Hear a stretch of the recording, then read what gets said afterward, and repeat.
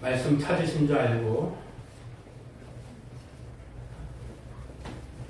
고린도후서 13장 7절 8절 말씀 함께 봉독하여 있습니다. 시작. 우리가 하나님께서 너희로 악을 조금도 행하지 않게 하시기를 구하노니 이는 우리가 옳은 자임을 나타내고자 함이 아니라 오직 우리는 버림받은 자 같을지라도 너희는 선을 행하게 하고자 함이라. 우리는 진리를 거슬러 아무것도 할 수 없고 오직 진리를 위할 뿐이니. 아멘. 오늘 말씀 안에서 우리들 두 번째 시간 성령의 능력은 어떻게 상실되는가에 대한 두 번째 시간으로 오늘 오후 예배도 두 번째 시간을 마무리하기를 원합니다. 지난주에 우리 첫 번째와 두 번째를 살폈고 오늘은 이제 세 번째 말씀을 좀 드리려고 합니다. 성령의 능력을 어떨 때 상실하게 되는가? 방종할 때 성령의 능력을 상실하게 된다라는 것입니다. 방종이라는 것이 무엇입니까? 룰에서 벗어나는 그 규칙, 질서를 벗어나는 것을 우리가 방종한다라고도 말할 수 있고, 지나치게 어떠한 것을 내 맘대로 하는 것을 방종이라고도 할 수가 있겠습니다. 따라서 이 방종은 내 개인적인 의미에서의 방종이라기보다는 성령의 능력, 주심방 안에서의 방종을 말하는 것이 더 옳은 얘기겠습니다. 즉, 은사를 주셨으나 은사로 우리가 바르게 쓰지 못하고 은사 주의로 빠져든다든가, 혹은 신령한 것을 우리에게 사모할 마음을 주셨는데 그것을 더욱더 지나치게 과도하게 억지로 한다거나 하는 것들, 이런 일들이 방종에 속한다고도 말씀을 드릴 수 있을 것 같아요. 즉, 다르게 얘기한다면 절제하지 못하는 생활이 방종한다라고도 말할 수가 있겠죠. 신령한 능력을 보유하는 그런 사람이라면 마땅히 함께하는 은사가 무엇인가? 절제의 은사가 함께 동행합니다.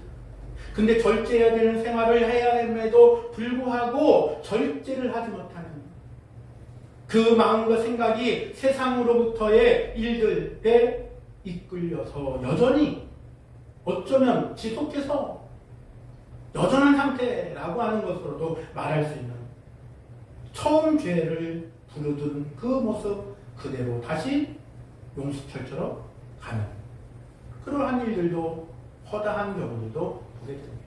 변한 것 같은데 어느 순간에 탁 튕겨버리면 다시 제자리, 변한 것 같은데 확 휘저으면 다시 꾸정물과 더러운 것들이 확 올라오는 그런 상태. 이런 것은 사고와 생각에만 머무는 것이 아니라 때로는 이 죄악적인 상태가 우리들 안에 계속해서 지속되게 되는, 혹은 어떤 사물에도 그렇게 집착하는 일들로도 되게 됩니다. 그래서 우리가 잘 아는 것처럼 다시금 이스라엘로 복귀하는 가운데서도 사람들마다 저마다 요따만한 우상 조각 하나씩들을 갖고 있었던 것들도 있었다라고 해요. 언젠가도 말씀드린 것처럼 고고학자들이 예루살렘 성전 그쪽을 주변을 하고 이렇게 고고학 발굴을 하는데, 아니 예루살렘 성전 주변에서 그렇게 많은 이런 조그만한 우상 조각들이 그렇게 많이 나왔다라는 거예요. 그러니까 여전히 하나님은 내가 섬긴다고 하면서도 내 생활 속에서는 여전히 하나님의 룰, 하나님의 법칙이 아닌 내 법칙과 내 룰대로 방종하는 생활이 여전했었다라는 것에 반증도 되는 것이죠. 그러니까 말씀드리는 것처럼 입으로만 하는 것이 진짜 신앙이냐 믿음이냐라고 하는 측면에 거기 아마 해당하는 얘기일 거라 생각합니다. 사람이라면 누구를 막론하고 마음의 본능의 요구, 니들을 채우려고 하는 것이 너나 할 것 없이 모든 사람이라고 생겼으면 다 그것이 있기 마련이에요. 다만 무엇으로 그것을 세상에서는 어떻게 절제합니까? 이성으로서, 혹은 그 일들에 대한 도덕과 윤리의 배움을 통해서 이성의 끈을 놓지 않는 거예요. 이성의 끈을. 그래서 이거는 아니지, 그렇지, 이것까지는 안 해야지 라고 하는 이성의 끈으로다가 이 본능의 요구, 니들을 제어한단 말이에요. 그런데 그것도 한계가 있어요. 어느 순간에 가면 그 지탱하던 끈이 탁 끊어질 때가 있습니다. 그건 너나 할 것도 없다라는 거예요. 누구를 막론하고 사람이라고 생겼으면 다 그렇다는 얘기입니다. 그러니까 누가 누구한테 손가락질을 할 것도 없고 누가 누구한테 흉볼 것도 없는 상태인데 사람의 상태이기도 한 것 같아요. 그런 일들을 한번 본다고 한다면 나라고 죄에 깊이 빠지지 않는다는 보장이 없다라는 것이죠. 장담할 수 없다라는 거예요. 따라서 우리는 성령의 능력을 받았던 이 일들을 우리가 보유하려고 하면 방종으로부터 혹은 절제, 다른 말로 얘기하면 절제의 능력을 우리는 잘 유지할 수 있는 저여러분들이 되어야 될 줄로 믿습니다. 내 본능대로만 사는 것이 아니라 하나님의 말씀으로 본능의 리드를 누르고 내 본능대로만 육체대로만 사는 것이 아니라 영의 욕구를 따라서 영의 사람인 우리를 더욱더 튼튼하게 하는 성령의 능력으로 말이에요. 그것을 다른 말로 한다면 신령한 능력이다라고 말할 수 있을 것 같습니다. 신령한 능력을 보유하는 저와 여러분들이 되기를 바랍니다. 예전에 어떤 역사물에서 본 적이 있었는데 다큐멘터리였어요. 저도 베트남 한 갔다 와 본 적이 있는데 베트남의 사람들이 가장 존경하는 인물이 누구냐 하면은 너나 할 것 없이 100이면 100 호치민이에요. 근데 이 사람의 왜 이렇게 추대를 받고 존경을 받는가 보니까는 호치민 주석이 그의 삶이요 매우 근면성실했답니다. 그래서 한 번은 베트남의 같은 사회주의 국가 그 공산국가의 어떤 그 체제가 비슷하니까 북한의 김일성이 방문했던 적이 있대요. 우리가 잘 아는 것처럼 김일성, 김정일 할 것 없이 지금 김정은까지도 몸이 피폐하잖아요. 뭐 그냥 100kg를 육박한다고 뭐, 곧 있으면 뭐 그냥 건강이 걱정되고 이런 상태잖아요. 거부란 말이에요.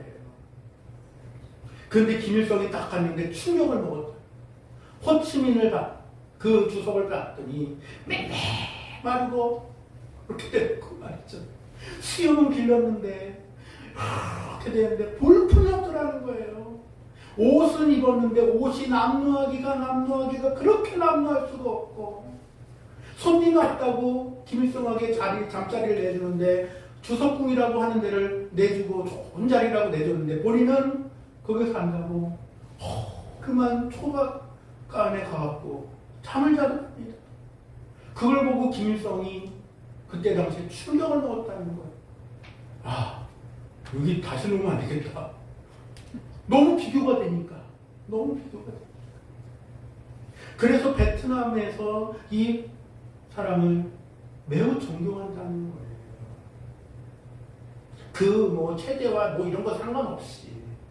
그 어떤 면에서는 말과 행동이 굉장히 일치한 사람이죠. 어떤 면에서는. 자기 배만 불리는 그러한 일들이 아닌 정말 말하는 그대로 인민을 사랑하는 애민정신 말이에요. 애민정신. 그런 것이 몸소 실천이 되는 거예요. 그러니까 토나물 신발도 너덜너덜 잠자는데도 그렇게 난 여기서는 저렇게 못한다 하고 그렇게 돌아갔다고 해요. 충격을 먹고 돌아갔다라는 얘기를 들은 바가 있습니다. 그렇습니다. 우리가 하나님께 성령의 능력으로 이 신령한 능력을 보유는 했는데 우리가 받은 것은 너무 근사하고 너무 좋은 건데 우리가 이것에 대해서 얼마만큼 귀하게 가치를 내가 가지고 있는가, 얼마만큼 이 가치를 내가 소중하게 내가 여기는가라는 점이에요. 육체의 소욕대로만 살려고 하지는 않는가. 다시 말하면 육적인 만족만을 위해서 내가 혹시 살진 않는가. 하나님께서 주신 성령의 능력으로 그것을 가지고 하나님이 기뻐하실 만한 일을 함이 아닌 육신의 육적인 만족만을 위해서 혹은 잘못 사용하진 않는가? 왜 그렇습니까? 하나님 앞에 서는 날 우리가 그것들을 바라보잖아요. 주 앞에 서는 날, 나의 주인 대신 나의 왕 대신 그분 앞에 서는 그날 우리가 뭐라 말할까를 생각한다고 한다면 두렵고 떨리는 거죠. 그래서 바울은 말합니다. 고린도전서 9장 27절에서 고백하기를 내가 내 몸을 쳐 복종하게 한다 라고 하는 말을 했습니다. 우리는 따라서 갈라디아서 5장 17절의 말씀을 기억하기를 간절히 소망합니다. 육체의 소욕은 성령을 거스르고 성령의 소욕은 육체를 거스르나니 이 둘이 서로 대적함으로 너희의 원하는 것을 하지 못하게 하려 함이니라. 하나님이 우리에게 귀한 것을 주셨다니까요. 예수를 주라 시인하는 자들에게 성령의 은혜를 성령으로 말미암아 우리에게 선물을 주셨다라는 거예요. 그런데 이것을 우리가 육체의 소욕으로만 한다면, 육적인 만족만을 위해서 산다면, 영적인 충만으로는 전혀 관심 없고 그것을 위해서 충족시키려고 하는 일들은 없고, 조금 머리를 쓴다고 육적인 만족과 영적인 충만을 병행할 방법은 없나? 천만의 말씀이에요. 오늘 갈라디아서 말씀에 뭐라고 합니까? 육체의 소욕은 성령을 거스르고, 성령을 거스르는데 어떻게 이게 병행이 돼요? 이게 두 가지가 공존이 안 되는 거예요. 성령의 소욕은 육체를 거스르나니 이 둘이 서로 대적함으로, 대적 관계인데 이게 어떻게 독립이 됩니까? 너희의 원하는 것을 하지 못하게 하려 함이니라. 사랑하는 성도 여러분, 저와 여러분들이 예수 사랑하고 하나님 나라를 사모하는 것 진정인 줄로 믿습니다. 진실인 줄로 믿습니다. 그러한데 우리가 무엇을 위하여서 우리는 그 가치를 어떻게 잘 보유하는가? 말씀드린 대로 갈라디아서 5장 17절의 말씀대로 이것은 공립이 안 된다니까요. 같이 할 수가 없어요. 그러면 우리는 한 가지를 선택해야 됩니다. 무엇을 선택해야 됩니까? 육체의 소욕은 하나님의 말씀으로 누르고, 육체의 본능의 요구를 절제없이 따라가는 것이 아닌 하나님의 말씀을 따라 우리가 살아가는 저들에게 그래서 경계하라고 하는 거예요. 단죄하는 것이, 이 말씀은 단죄하는 게 아니에요. 단죄하는 것이 아니라 그럴 때 우리가 이 어떤 방향으로 가야 옳겠는가라는 것을 말하는 거예요.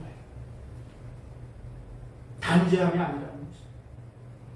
그래서 에베소서 5장 18절에는 어떻게 하라고 했습니까? 술 취하지 말라 오직 성령의 충만을 받으라 라고 말씀한 줄로 믿습니다. 성령의 충만을 받으래요. 그러니까 성령의 충만을 받으며, 성령 충만이라는 그 말의 의미가 무엇이에요? 내 의지대로 하는 게 아니라 성령의 의지대로 움직이는 상태를 말하는 것입니다. 술 취하면 술에 의지해서 술의 힘으로 막 돌아다니잖아요. 내 의지가 없어요. 그것처럼 말은 비슷한 말이었는데 쓰임이 아주 다르죠. 성령의 충만은 성령이 이끄시는 대로, 성령이 이끄시는 대로, 성령이 말하게 하시는 대로, 성령이 생각하게 하시는 대로 우리가 생각하고 말하고 행동하는 저 여러분들이 되어야 될 줄로 믿습니다. 오늘날 우리가 살고 있는 이 세상에는 아직도, 아니 우리가 죽는 그날, 아니 앞으로 올 미래의 일에서도 욕적인 욕망에 대한 유혹물들이 홍수같이 쏟아질 겁니다. 지금도 역시 마찬가지일 것입니다. 그런 일들 가운데 우리는 영안을 떠서 보아야 할 줄로 믿습니다. 우리가 주의를 특별히 환기해야 될 것은, 자주자주 우리가 그런 일들 가운데 우리의 생각을 환기하고 마음을 환기하고 신령을 환기해야 될 것은, 우리가 경건함과 호화로움에 또한 공존하기 어렵다는 사실도 우리는 놓쳐서는 안 됩니다. 경건함과 호화로움은 공존할 수가 없어요. 어떤 면에서는 경건하려면 호화로울 수가 없습니다. 그래서 우리들 오전에 인내송으로 우리 찬양할 때 가난과 하고 우리가 고백하잖아요. 그렇습니다. 하나님 앞에 경건함으로 나아갈 때 나의 호화로움을 누리기를 원함이 아니에요. 주님의 고난받으심과 주님의 그 일들을 우리가 생각해 본다고 한다면, 우리가 계속적인 능력 안에서 살고자 한다면 우리가 경계해야 될 것이 무엇인가?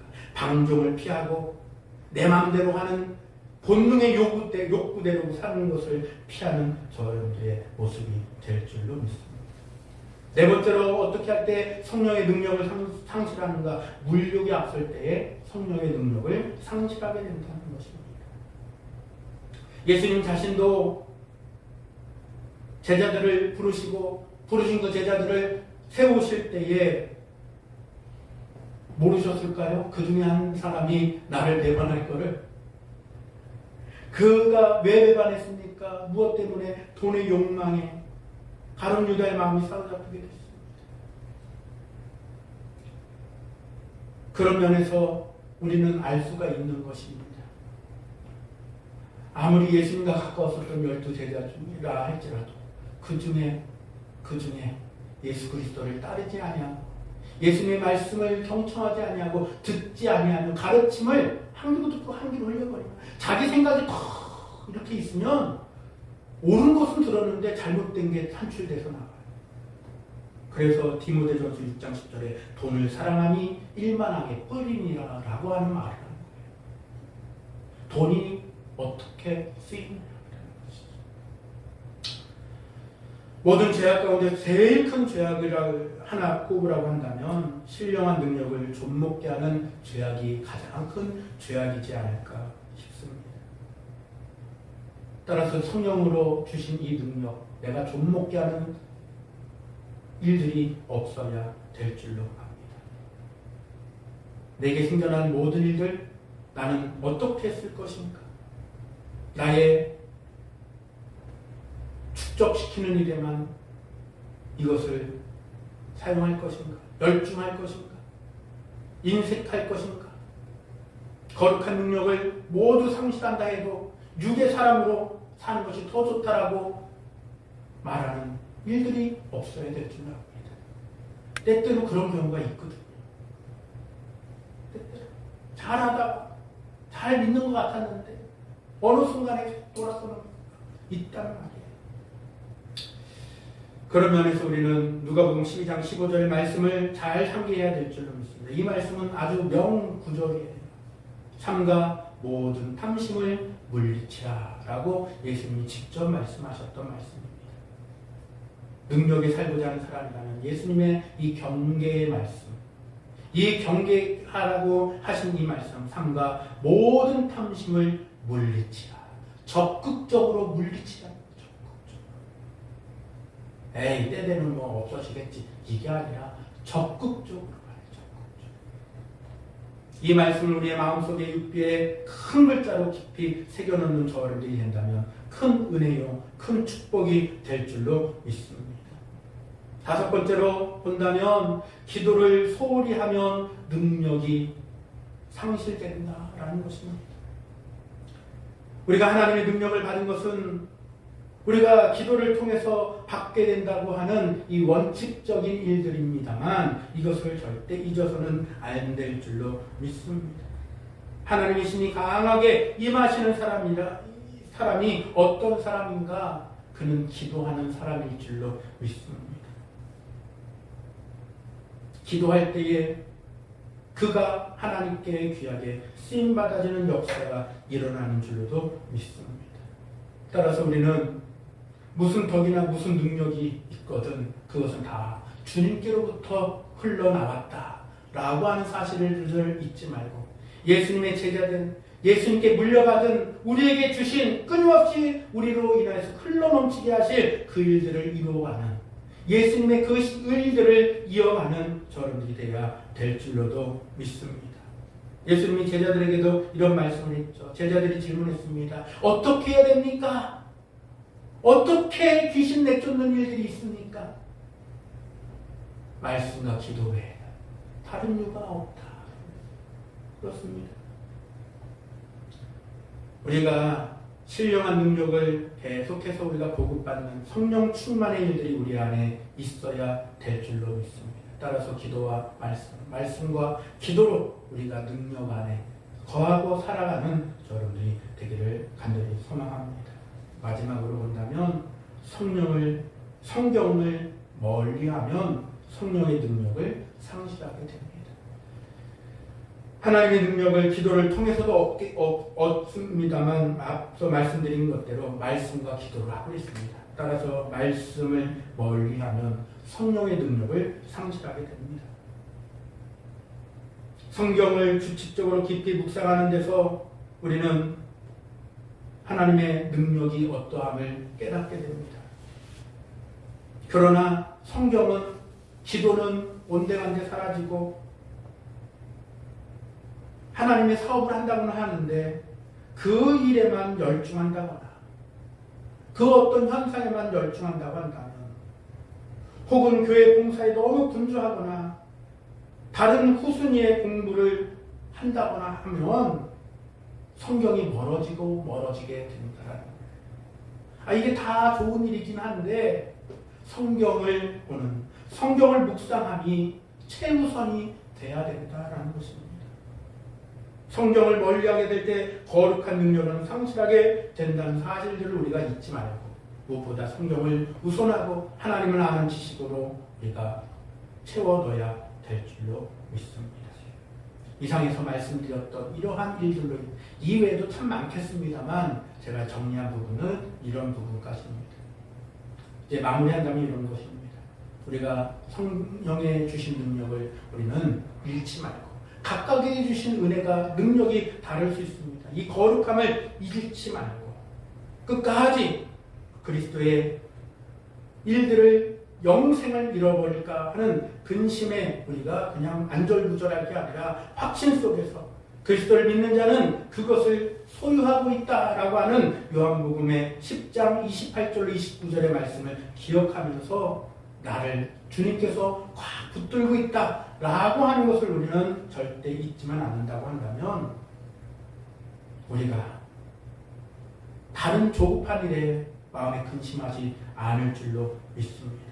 내가 교회에서 이러고 하면은, 내가 저거 하면은, 내가 요걸 하면은 이렇게 더 되겠지. 아니, 천만의 말씀 그거 말고 성령의 능력을 상실하게 하는 일들을 우리가 잘 새겨볼 때에 예수 믿는 그 확신 속에서 우리가 떠나지 않는 저런들이 되면 우리는 든든할 줄로 믿습니다.